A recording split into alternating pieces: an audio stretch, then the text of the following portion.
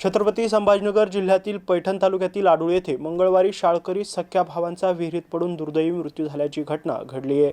या घटनेमुळे गावात शोककळा पसरली आहे। जय कृष्णा फणसे आणि प्रणव कृष्णा फणसे असं मृत भावांची नावे आहेत।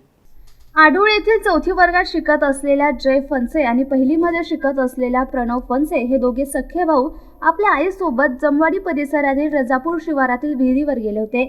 यावेळी कठडे नसलेल्या विहिरीमध्ये दोघे पडून त्यांचा मृत्यू झाला।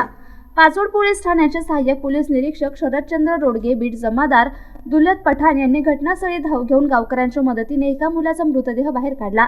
मात्र दुसऱ्याचा मृतदेह सापडला नसल्याने छत्रपती संभाजीनगर येथील अग्निशमन दलाला पाठवण केले। त्यानंतर जवानांच्या मदतीने 3 वाजेच्या दरम्यान मृतदेह पाण्याबाहेर काढला। आडूळ येथील शासकीय प्राथमिक आरोग्य केंद्रात वैद्यकीय अधिकारी SD नागरे यांनी दोन्ही मृतदेहांचं शवविच्छेदन केले।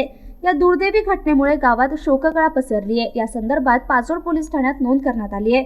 पुढील तपास सहाय्यक पोलीस निरीक्षक शरदचंद्र रोडगे यांच्या मार्गदर्शनाखाली बीट जमादार दुल्लत करीत आहेत। सिद्धार्थ मगर, MCN न्यूज, पाचोड।